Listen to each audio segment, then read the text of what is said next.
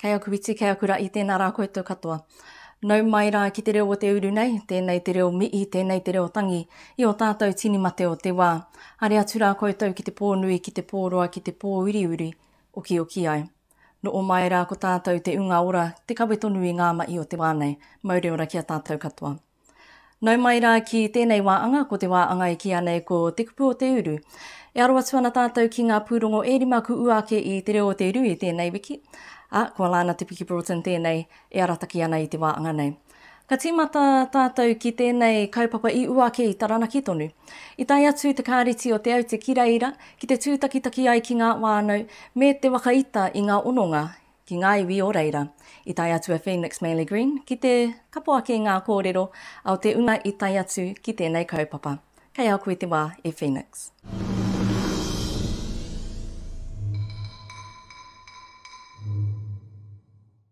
Kua tau mai te KΑRETI taitamatāne o Te Aute ki ngā au mātau o Taranaki maunga, kei waitara rātau e ngā au atu ki te āpori.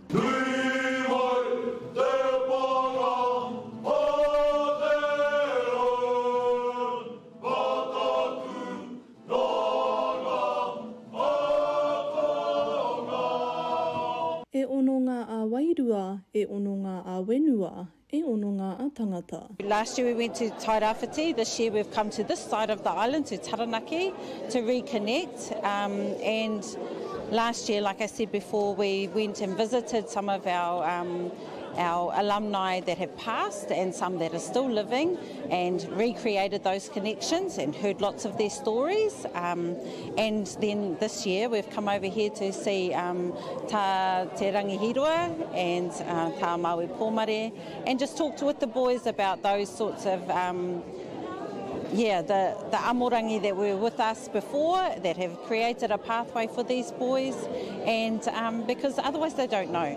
And unless we can touch the whenua and be where they are, it doesn't have the same effect. You know, it could be just words. Ei tā anaru Marshall, e kua nge te ngā kautekite i te KΑRETI, kua oki mai ki te maunga, kia wai hononga ki ngā piki amokura tawito o Te Aute. It's great. It's great that they're reconnecting back to Taranaki, because there's a lot of history from here in Taranaki, especially here in Waitara and Urenui. With Te Aute College. So it's great that they're here and making that connection back with, past old boys, Māui Pōmare, Te Rangihirua, George Bertrand, those men in their day. So yeah, I'm really pleased to see them here. Ei tā mi haro kereoma, e no o umairiri ana ki te wai hononga ki te tuakiritanga o te wenua ki te tai aua uru. Feels great, actually. Coming back to we have Yeferenu's from Taranaki, and coming to see the memorial of Te Rangihirua and just a couple of old boys. That's really cool to connect back with the iwi. All of these types of trips, when we get away from kura, and go to different marae and meet the boys whānau, all of those sorts of things again add to the depth of connection that they have with each other, and so if they do come back later in life, they will come here. They will talk to their own kids about, the time when I was at Te Aute and I stayed at Urenui Marae, and my friend was Kiri Amatuta and his whānau's from here, and all of those sorts of things. It just deepens the connection that they have with the place, with the boys, and with their whānau. So yeah, a real privilege to come. Ko ngā mano konui o Rachel Kingi, a tōna wā kia oki mai ngā tauira me o rātou tamariki ki te maunga, kia kōrero mō ngā piki amokura i tai atu ki te KARETI o Te Aute. Phoenix Manly Green, te reo o Te Uru.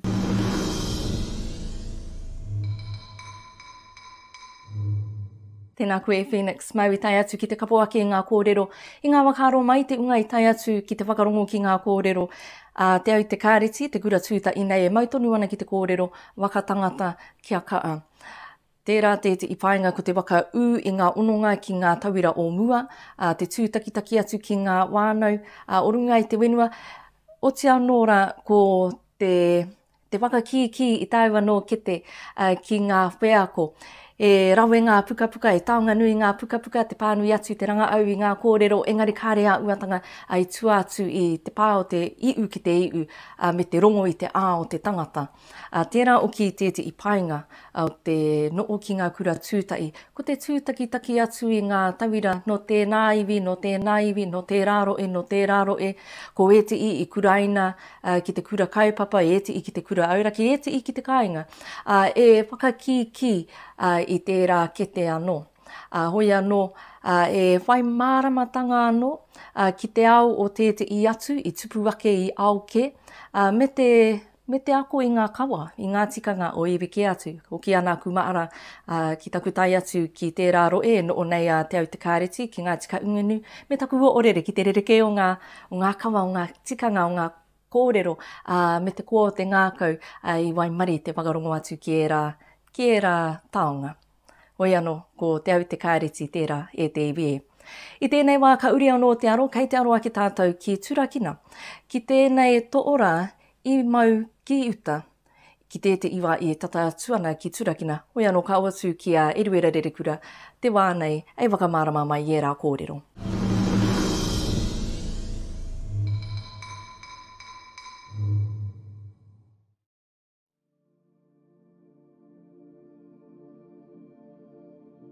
Kua tau ai te mōrearea nui ki tēnei toora, kua mau aia ki tātai mate ai. Mō te iwi o konei a Ngā Wairiki Ngāti Apa, e ara tēnei i te wā pauri, i te mea, kei reira tonu ngā pūrākau, e pāna ki te ekenga mai o ngā toora, kei roto i ngā kōrero o te iwi. Tuatai he honore mo tō mātai wiwi, kua tau mai tēnei taonga ki runga i tō tātou takutai. Me te oki ngā wakaro ki ngā kōrero o ne, i te taunga mai o ngā parāwi te wā o rātana, me te putanga mai tōna ingoa au ko te māngai, me te rongo nei ki ona kōrero, ona kitinga, me te taunga mai o tēnei he tōu aroa ki tō mātou iwi. Mō tēnei kaimai o te papa atawhai, e onare mōna, i te mea ka taia e ia, te tūono atu ki tōna wakapapa, ki te taa o tōna māma. After I found out it was in Taranaki and, on our rohe, from my mum's side, and I thought, better opportunity, to come back and touch base with the whānui back home, and I've done a whale training up in Taranaki a few years ago, so I thought, and I loved it, it's been like the highlight out of my career, Kua karanga ia te iwi o Ngāti Wai e Ngā Wairiki Ngāti Apa, me pē ea rātou e waitikanga mō te tū pāpaku o te toora. Ko te nui ngō ngā mātauranga e pāna ki ngā mahi parawa, kua ngaro nei te iwi. Nō reira i tuku mai te tono ki ngā iwi o te tai tokerau, ki a Ngāti Wai, ki a hori parata, ki tōna tama ki te kauri nui, tēnā pia ka taia e rātou te ara mai te manaki nei a mātou me tēnei taonga. Meeting the hapu from up the far north, Ngāti Wai, just the way they live, the way their teachings and all that, it's just awesome to hear, their way of, the way of the world, I suppose, the way they look at the world and how they still, live, a lot of them live back like how they used to back in the days, going back to the maraes and looking after the old kuias and kaumātuas there, and especially with old Cody's old man, old Papa Hori. Ei waka ora i ngā tikanga ōmua, ka tū ngā wānanga ki te wakako i te mātauranga kua ngaro i a rātou. Ko te pūtaki o te wānanga ka taia e o mātou rangatahi, te ako i ngā mātauranga e ngaro nei a mātou. Nō reira, koira te tino pūtaki. Nō reira, te toko maa o mātou te taimai, ko te unga rangatahi e ngākau ana ki enei mai. Kia ngākau nui rātou ki ngā tikanga, a kuima, a koroma, i ngā wā ka eke mai ngā toora, iruere rerikura te reo o Te Uru.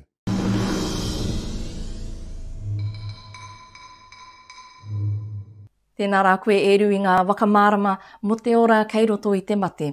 E mea waka ui i te iwi, e mea waka awe i te iwi, ki ui, ki nootai, ki wānanga i ngā kōrero, i ngā pūrākau, i ngā tikanga, i ngā kawa, e āngai ana ki tēnei toora, ki te hononga o te tangata o te iwi ki te toora, me te mārama ki pēea te pānui i ngā to'u. Ara, mā roto tonu i e rā kōrero tuku i o. Nō reira, koe nei te ora, ku kitea i roto i tēnei taimaatanga o te mate o te to'ora nei, te mau ki uta. Engari, ka aere tonu ngā wānanga, koeira te ora o roto i tēnei tua āhuatanga. I tēnei wā i te iwi, ka uri anō te aro, kei te aro ake tātou ki te ao a kinakina, ki te tākaro, ki ora i. I tūake ko te whakataita i aro i ki ngā motu, ara i tai atu a Phoenix Manly Green ki te kapu ake ngā kōrero. Kei a koe te wā.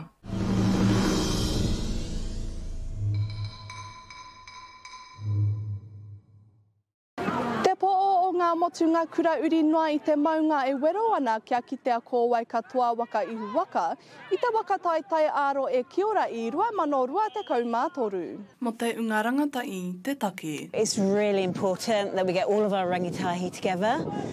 Kia rahi's one of our national sports, so we have national qualifiers. So every year, so this has been going for about 6 years.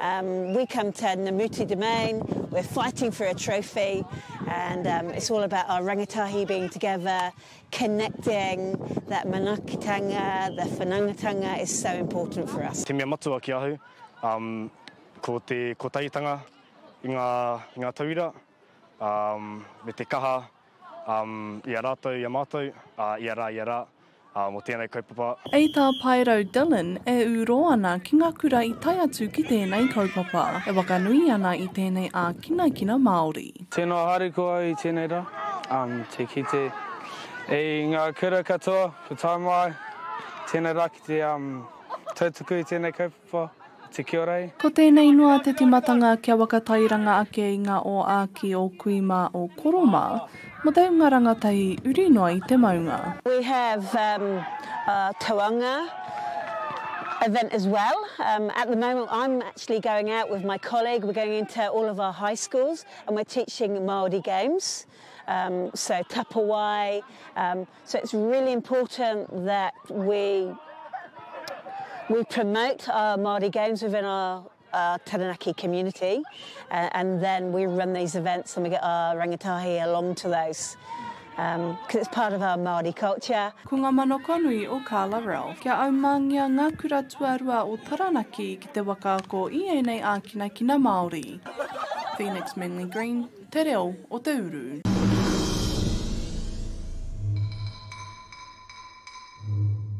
Kia ora rā e Phoenix, tēnā koe ngā kōrero mō te whakataitai aro e mo te kēmu ki ora i tuake ki roto o ngā motu.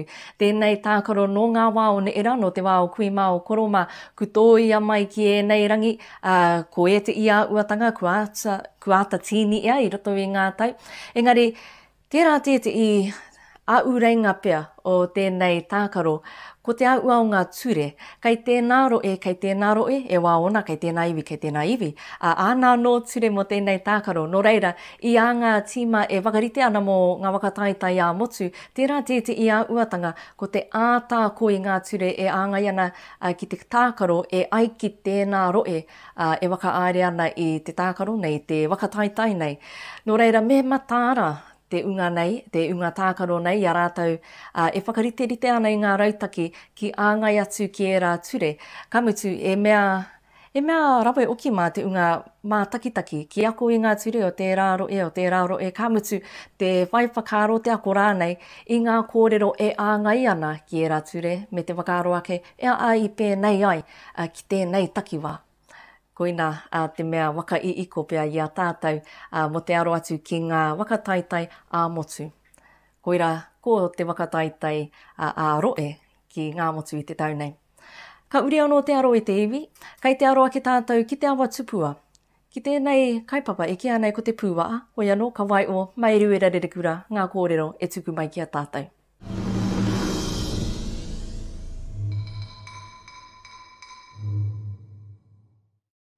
Ka taitara waka ira mo te puaa o te awa tupua kātai, ka rua mo te iwi, ka toru mo te apori wānui o Wanganui. Koe nā te pūtake kua tae mai te kaune iro o Wanganui, Horizons, me te minita take kāwanatanga aro e. This is an exciting day. It's a day that shows physical progress, but as well as non-physical, and that I always speak of the importance of relationships. And when you looked around today and you saw the many faces, that is something that happens all the time, because when you have a truly led, community project, this happens very easily. So there's no wrangling involved, what I'm saying, and that it shows that the communities of Te Autupua are very keen to work in this particular way. I'm a product of regional New Zealand myself. I live in Wairarapa. I know how important these projects are to regions like ours. But I took on the regional development portfolio not that long ago, and there's been a number of these sorts of announcements. But we're in the election campaign period, and I wanted to spend as much time at home as possible. But this was one that I wanted to come to, in part because Steph Lewis, the local MP, has been talking to all of us in caucus and cabinet around the importance of this project and what it would mean for Wanganui, and just really because I do have a soft spot for Wanganui, so I really wanted to be here today. So it's worked out well. Ei tā te kai kaune ira a takiwa o Horizons, koe nei te waka tūturutanga o te mai ngātai o te iwi, ngā kaune ira me te āpori. This work has been a joint effort on behalf of a number of council, iwi, hapu, community initiatives, bringing it all together to support this very, very good kaupapa for the port and for the pua. Ei tā te toi au o te pua, e tauira tēnei o ngā uara Māori I roto I tēnei kaupapa, o tino I roto I te ture o te awa tupua.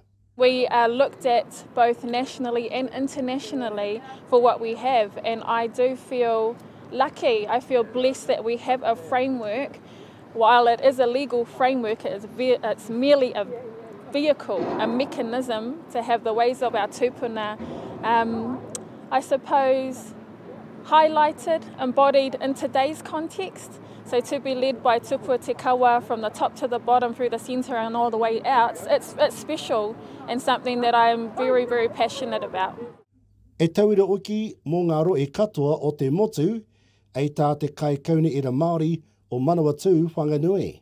I think it's a very good example to not only be replicated in other parts of our region, but the rest of the country, because this is a way of bringing people together to be united in the things that are really important to the people of the community and the iwi.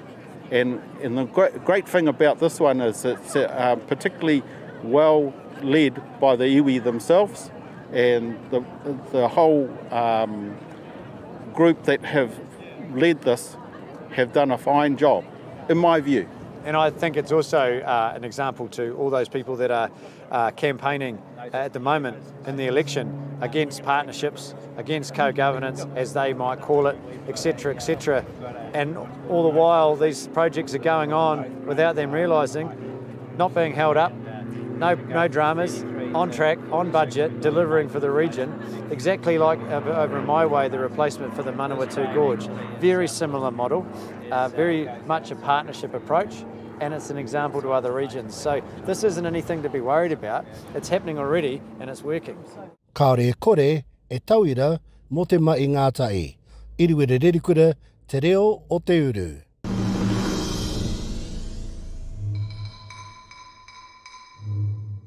Tēnā rā koe e rui ngā kōrero rā mō te pūwaa. Tēnei kupu o te wā ko te co-governance. E kaarangona nei tēnei wā, engari mō ngā wakamāramatanga, kei tēnā tāna, engari mō te pono, karuku ia te kōrero, kāro ia te tangata, mena rānei kei aia ngā mōiotanga, ngā māramatanga, e tika ana e āngai ana ki tēnei take. Oi anō, i tēnei kaupapa, i tēnei kātu kaupapa, ku kitea te tauira mō tēnei maitai, te kauni era, te iwi, te apu, te apori, kōwae ake rānei, me ngā painga ka ua ake I reira. I tēnei taupōti kakaarongo tātou I ēnei kōrero mō te rā āhuatanga, te maitai, te co-governance me ki. Engari ko te āhuatanga me mau marika I a tātou, ara ko te whakarongo ki ngā tāngata e mō io ana, e mārama ke o ana ki tā rātou e kōrero nei. E nui ngā wakaro, e nui o ki ngā pō Nō reira, ko te aki noa tēnei ki tātou anō. Ki ka ate āta wakarongo, engari ki ruku ia o ki te kōrero, ki ranga au o ki e rā kōrero, ki āta wete ia e tātou. Ki ka amaira e te iwi Māori e. Nā e te iwi, kutai atu tātou ki tā tātou pūrongo wakamutunga ma te pōnei, e pūrongo waka ira e āngai atu ana ki te papa I oia, ki manu kura. I tū wera atu ko ngā tatau o te kura nei, ki tai atu ko ngā wānau e aru atu ana ki tēnei kura, ei tiaki, ei manaki, ei poipoi, ei wakangungu I ā rātou tamariki mokopuna I roto I ngā tau. I tai atu a Regan Paranahi ki te kapuake I ngā kōrero. Kei a koe Regan.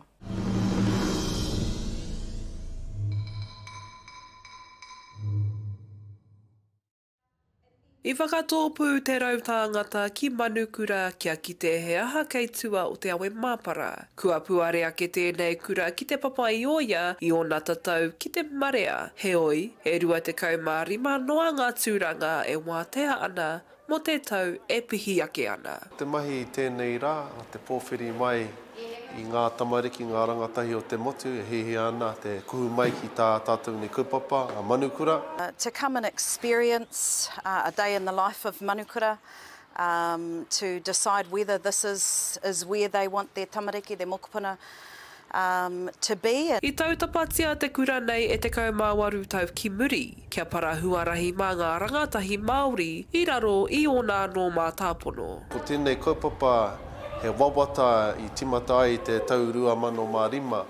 Arā, ko te wawata nui kia tū rangatira, tū manukura ai a tātou nei rangatahi I tēnei ao. Kia eke ai rātou ki ngā taumata tike o te ao mātauranga, te ao hākinakina, o te ao Māori. Mai anō I tōna tautapanga, puta ai te ihu o ngā ākonga ki ngā whakataitai hākinakina a motu, ngā whakataitai manu kōrero, tatu atu ki ngā whakataitai kapahaka a rohe. Nā kona kite ai te hiakai a te motu, kia whai wāhi ki te kura nei. Winning titles or championships or kapahaka competitions or whatever it is.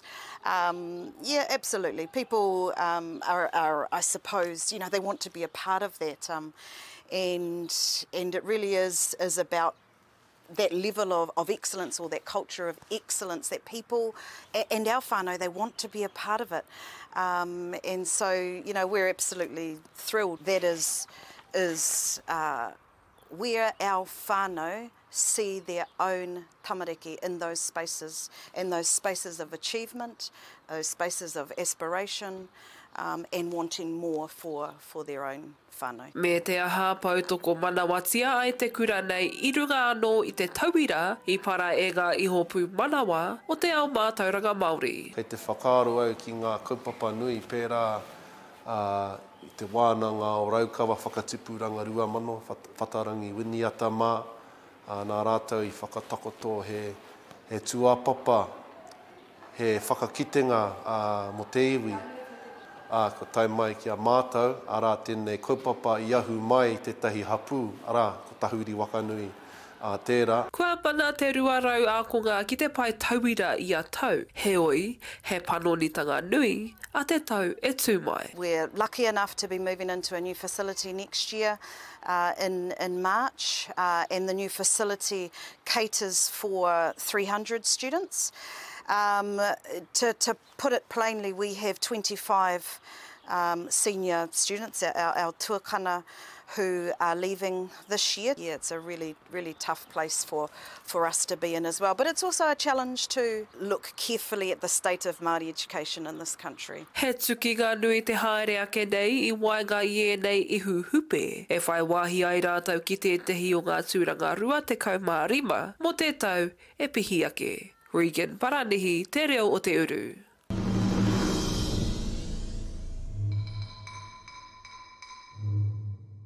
Tēnā rā koe Regan I tau wakātu mai ki te ao nei I ngā pātū o manukura I ona paupau, I ona pautū mā roi. Pai te ki te atu I tērā ware e tiaki ana e poipoi ana I te unga ku puta mai I tēnei kura.